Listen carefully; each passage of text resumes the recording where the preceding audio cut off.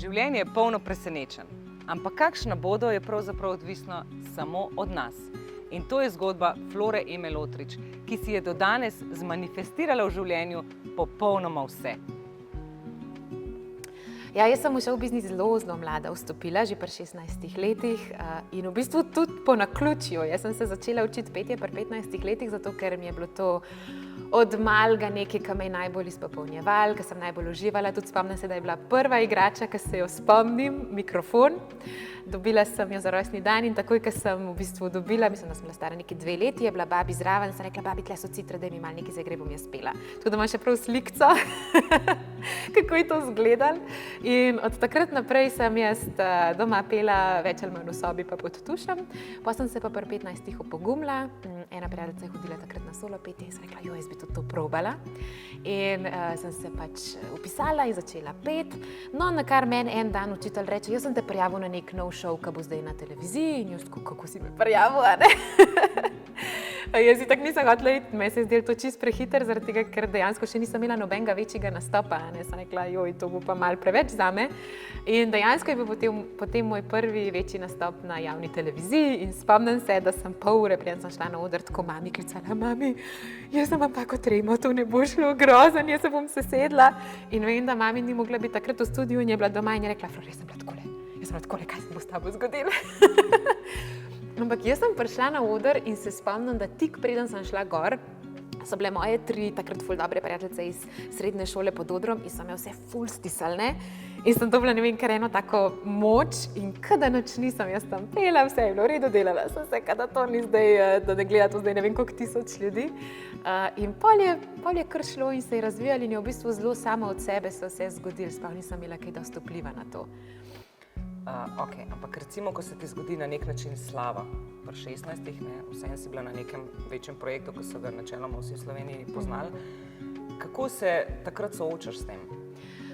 Ja, kakor sem rekla, pri toliko mladih letih ti še nisi pripravljen na vse, kar te potem čaka, zato ker tebi je samo fajn, ti bi rad samo pel, užival, to je nekaj, kar je v tvoji duši, kar res rad počneš in zraven pa pridejo tudi malo slabše stvari, a ne.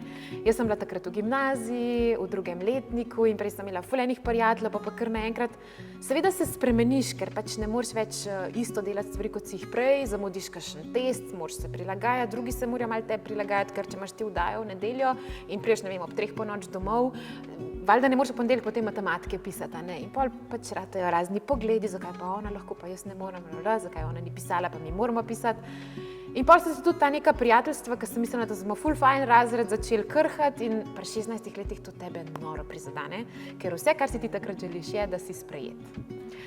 In dejansko pol sem ful enih prijateljev izgubila in sem se bolj s fanti družila, imela sem eno sicer ful dobro prijateljico v razredu, to je bilo pa to. In pol pa seveda vedno večji pritisk, jaz sem imela po 3-4 nastope na teden, plus pač gimnazija, ki ni bila lahka. In na neki točki je ratalo pač vsega preveč, iz vseh strani so neka pričakovanja, in v šoli, in od nekega menedžerja in tako. Ti si pa en mlad človek, ki nimaš pojma, kaj se ti je zgodilo, takrat je imela televizija še ful večjo moč, kot jo ima danes, takrat so to res vsi gledali in so te vsi poznali in se ti vse tako hitro odvije, da ti nimaš ne čustvene, ne mentalne sposobnosti to vse sprocesirati pri teh letih. In jaz sem na neki točki pač padla dol in se spomnim, da sem ležala v postelji in sem sam rekla mamici, jaz ne morem več. In takrat smo naredili cut in sem šla čist ven, sem rekla, show biznis je očitno too much zame, jaz tega ne morem, jaz se bom zdaj posvetila šoli, jaz bom šla študirati na Dunaj, sem se takrat odločila, jaz bom šla čist ven, v drugo okolje, spustila vse, začela neko novo življenje v čist drugi smeri. In kaj si počela na Dunaju? Odločila sem se po enem obisku prijateljice, ker me je v bistvu Dunaj ful fasciniral, faks me je ful fasciniral, ker je bil čist nov kampus, da bom šla študirati ekonomijo v nemščini. In vsi so me gledali tako, Flora, pa ti si umetnica, pa kaj boš ti delala na Dunaju na ekonomiji, pa ti sploh ne maraš številk, ne maraš matematike, kaj je s tabo. Ampak jaz sem bila toliko odločena, ne, jaz bom zdaj dokazala, da jaz sem tudi pametna, da jaz to znam vse narediti, da jaz to zmorem, kar nekaj sem, ne vem, se hotela sama sebi dokazati.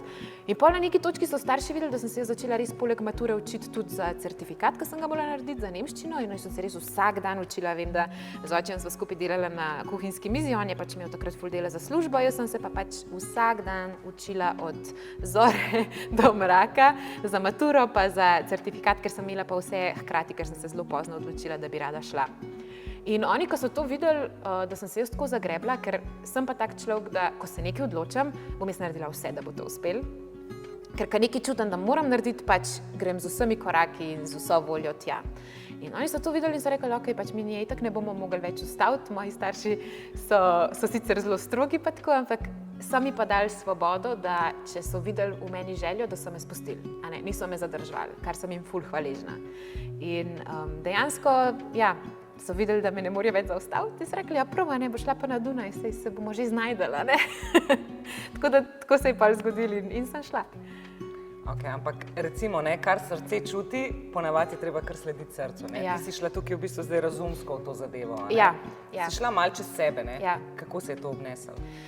Po nekih 2 letih sem jaz pač ugotovila, da mene to ne izpopolnjuje, da to ni študij zame, da je bila to res neka taka umska želja, ker sem mislila, da hočem pobegant, ampak ti dejansko sam sebi nikoli ne moreš pobegant. Ti, kar imaš v srcu, tebe vedno na nek način pokliče nazaj, a ne, če je neki tvoja pot, nekaj se bo zgodilo, da bo te nazaj v ta vrtinc povlekel. Vedno. Vsaj pri meni je bilo tako. In jaz se prav spomnim, jaz sem sedela v sobi na Dunaju, bila sem čisto sebe, nisem spala, imela sem toliko izpitov, toliko je bilo težko, ker v nemščini študirati je res težko, sploh pa ekonomijo, kaj težek študij že sam po sebi, pa še v nemščini, pa če sem se res učila cele dneve, pa še delala sem, da sem lahko preživela tam, ker sem se več ali manj sama financirala. In je bilo pač tako, res je bilo težko. In en dan jaz ležim v moji sobici na Dunaju in jaz razmišljam, ne moram iti zdaj domov, ker bom pač fail, ne moram kar reči, joj, to je preveč zame, jaz hočem nazaj.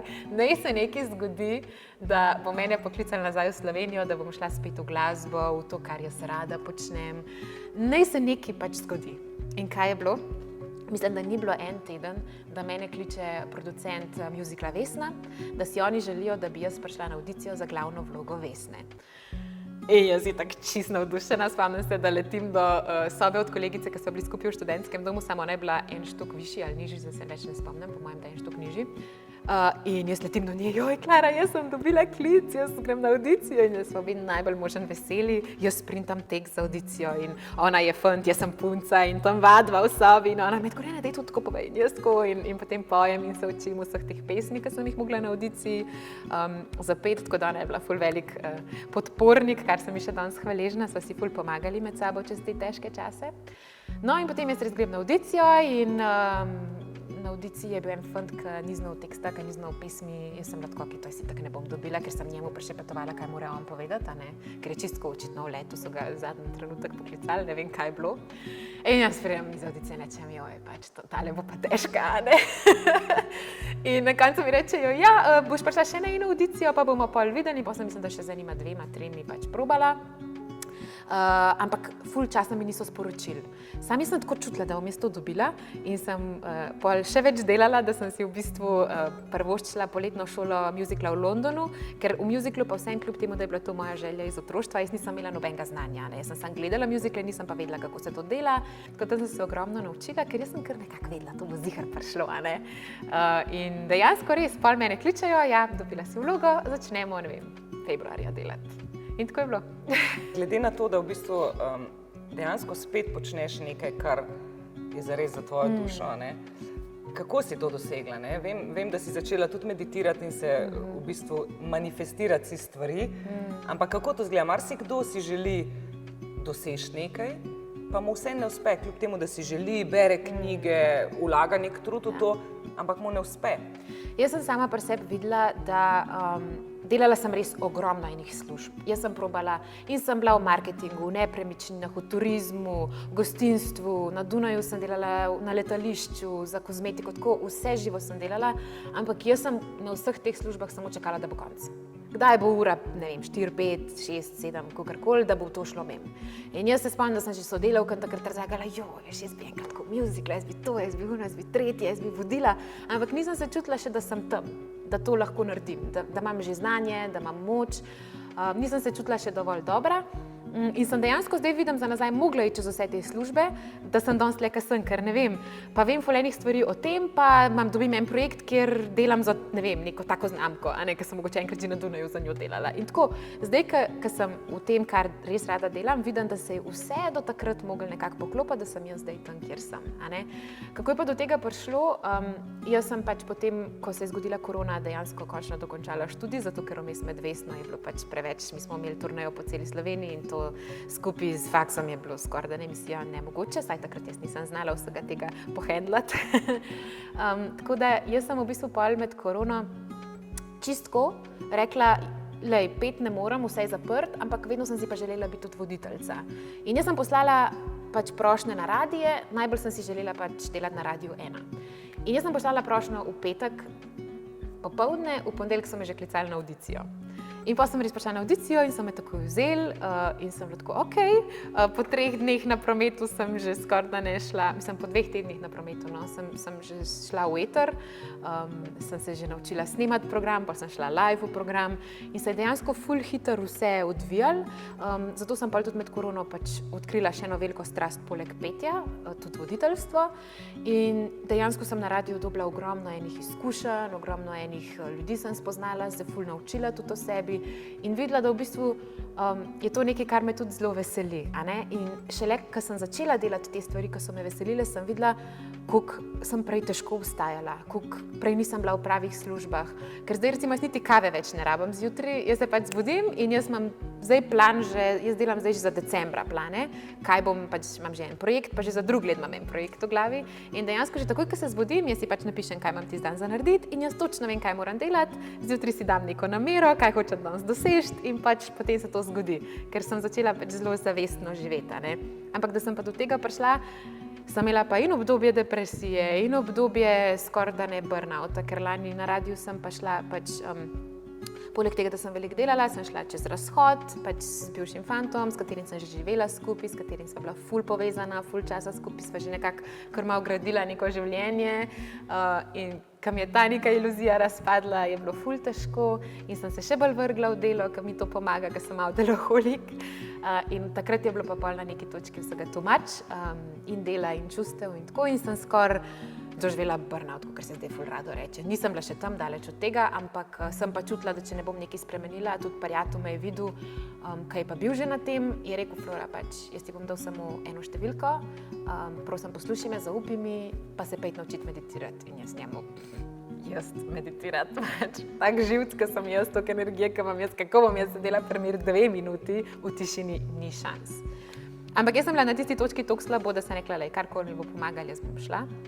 In sem rešila in sem se naučila pri enem gospodu, v eni taki manjši skupinci smo bili in od takrat naprej so se mi pa sestavljanke samo poklopile.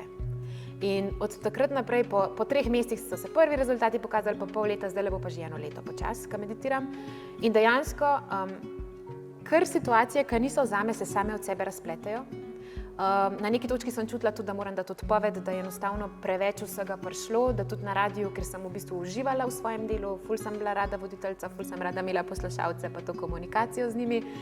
Ampak videla sem, da prihajajo k meni drugi projekti, ki so bolj skladni z mano, pa da imam ful dela tudi na drugih koncih in da dejansko moram pač sebi slediti in sebe poslušati. In ta notranji glas je po mojem zaradi meditacije in vsega tega postajal vedno glasnejši. In kadarkoli ga nisem poslušala, sem ali zbolela, ali se je narobe vse išlo, so se mi plani čist razpustili in niso šli po mojem planu. In potem sem pa videla, lej, pač očitno moraš zaupati. In ko zaupam, ko so neke res te moje prave želje, se vse uresniči. Kadar pa niso te prave želje, kadar so pa neke želje iz strahu, joj, moram ostati v službi, da slučajno ne bom imela pomankanje, da bom lahko plačala prispevke na najemnino.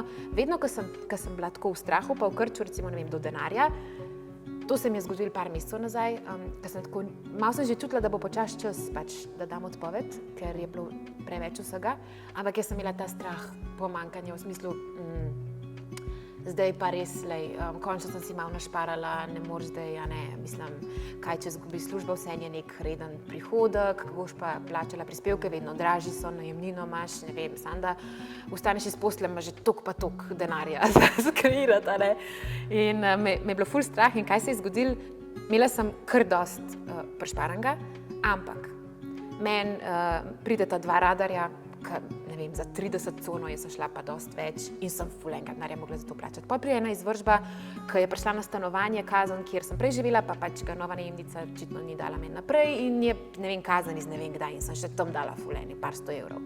Potem pride dohodnina, spet ful enega denarja, ker sem narobe nekaj izračunala. In zato, ker sem se toliko držala tega denarja, ker sem imela toliko občutek varnosti, da to zdaj meni, sem pa v redu, vse sem zgubila. Vse sem zgubila, ker sem tudi investirala v neke nove projekte in sem rekla, ok, ne, Flora, pač ne moreš se ničesar držati, ne moreš se držati službe, ne moreš se držati stvari, moraš spustiti. In zdaj, odkar spuščam in pač se ne obremenjujem več toliko stvarmi, a bo šlo, ali ne bo, dejansko kar pride projekti, kar grejo in pridejo samo stvari, ki so zame in ki so meni naravne za delati. In pol mi je tudi voditi, ko so mi zdaj prišli prvi večji projekti za vodenje, da sem jim vodila in pela. Ne vem, jaz sem scenarij kar spisala v enem večeru, kar idejo sem dobila tako na sestanku že, ali pa ne vem. In dejansko sem videla, da tiste stvari, ki so najbolj zate, pa prave, pa skladne s tabo, ti najlažje pridejo in jih najbolj naravno delaš. In se kar zgodijo. In vsakič, ko sem šla v nek projekt, ali z eno osebo, ki mi ni bila všeč, ali z nekom, ki ga nisem čutila, nekaj se je zgodilo. Meni so dobesedno en koncert skenslali, ker je bil še z nekom, ki pač nisem čutila. Prseže, meni se je to v zadnjem času zgodilo in jaz sem bila tako, ok, Flora, pač očitno ti ne moreš več iti stran od sebe. Ne moreš, pa tudi če se trudiš, pa če hočeš, pa včasih hočeš komu pomagati, ampak če ni tista res srčna želja, da bi ti rad nekomu nekaj pomagal ali pa nekaj naredil, meni se kar vse sviži, po domače povedano. Ampak zakaj misliš, recimo, da je danes toliko tega, pa izgorelosti, pa nekih depresij, pa zakaj? Zato, ker nimamo stika sami s sabo. Jaz sem prav razmišljala zadnjič sem delala eno meditacijo in sem prav razmišljala, kaj je tako problem vseh teh izgorelosti, depresij in vsega tega. In če sama za sebe pogledam, ne vem kaj pri drugih, ampak za sebe, kadarkoli sem bila ali depresivna, ali da nisem imela energije, ali da mi je vse padalo, ker sem preveč dala navzven, pa ne navznoter. Recimo, ko sem imela kakšne fante, ker sem bila tako zaljubljena v njih, da sem čisto na sebe pozabila, pa živela njihov življenjski stil, ki sploh ni bil skladen z mano, ali pa, ne vem, se družila z ljudmi, ki sploh niso bili skladni z mano in takrat greš toliko čez sebe, da na neki točki je telo samo tako, ne moram. In jaz vem, enkrat v življenju sem imela res depresijo in to je bilo po razhodu z enim fantom, ki pač ful ni bil v redu za mene, ampak sem rabila to izkušnjo in se prav spomnim, ker jaz sem toliko postala drug človek, toliko slabša verzija sebe, ko sem bila z njim.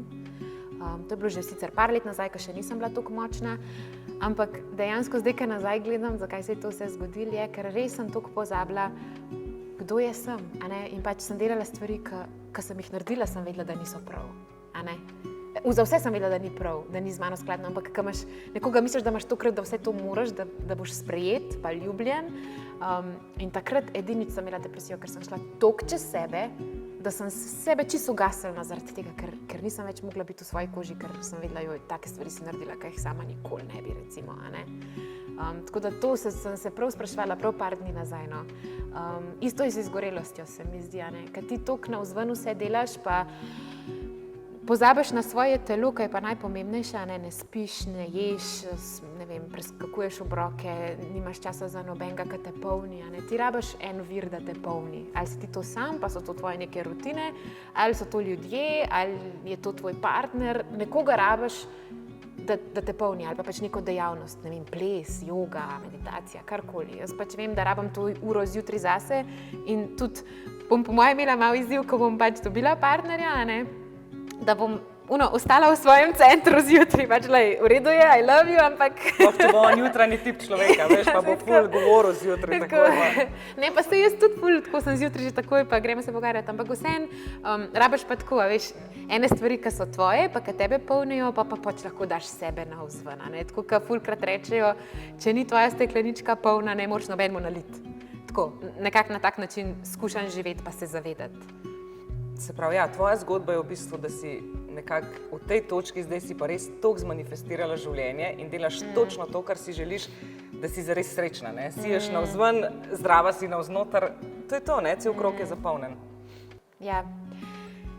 Kljub temu, da imam še vedno kar precej izzivov na raznih področjih, tudi jaz se še moram ful naučiti, sploh na področju odnosov imam non-stop neke rukarje, ker se mi zdi, da imam tukaj največjo lekcijo v življenju. Ampak kar se pa tiče dela, pa nekega zadovoljstva, pa neke volje do življenja, tukaj se mi pa zdi, da sem v zadnjem letu res noro napredovala. Veliko ljudi je prišlo v moje življenje, ko so mi pomagali pri tem, od katerih sem se ogromno naučila, tako da tudi oni so ful, bi rekla, velik del vsega tega. Zelo nerada sicer dajem nasvete, ampak se mi pa zdi ful pomembno, da začneš v prvi vrsti skrbeti zase, za svojo energijo. Kar sem se jaz mogla v zadnjem letu naučiti, je predvsem to, da je tvoja energija najpomembnejša. In jaz sem velik people pleaser, bila včasih sploh. In vedno sem se trudila narediti, kjerkoli sem bila, da je bilo drugim dobro. Pa je bila neka situacija, pa sem videla, da se jaz takoj čutim, če se nekdo ne počuti dobro, pa sem ga probala mal bodriti, mal ne vem, vse obrniti, malo se iz sebe norca dela, da bi se on malo sprostil. In kar sem v zadnjem času ugotovila je, da na neki točki te pa to začne ful izčrpavati in da moraš ful paziti na svojo energijo in da tudi včasih greš prej iz kakšnega dogodka ali pa rečeš včasih tudi ne kakšnemu druženju. Ker jaz verjamem, res, tudi včasih pridejo kakšni projekti, ki veš, da joj, to pa ni čisto zame, ampak kar rečeš, ja, kad te strah, joj, pa sem jaz, pa moram vsak projekt vzeti, da slučajno ne bom brez denarja. Ampak jaz sem se v zadnjem letu tako zelo naučila, eno misel sem, ne vem, upam, da jo nisem kje slišala, pa od koga ukradla, ampak pač se mi zdi, da je moja, ki ji najbolj sledim, ki jo imam povsod napopano, da slučajno ne bi pozabila, in to je, kar je zate, ne bo šlo mimo. Pa naj bojo to odnosi, pa naj bojo to poslovne priložnosti, prijateljstva, karkoli. Jaz mislim, da ko nazaj eno leto pogledaš, ko vidiš, joj, tega projekta nisem dobil, ampak je bilo prav, ker je pa nekaj ful boljšega prišlo, ali pa joj, rešil sem se s tem bivšim, ampak hvala Bogu, ker on ni bil zame, tako, ali pa prijateljstvo sem izgubil, ampak joj, lej, še dobro, ker sem dobil 3 nove, ki so bolj skladni z mano.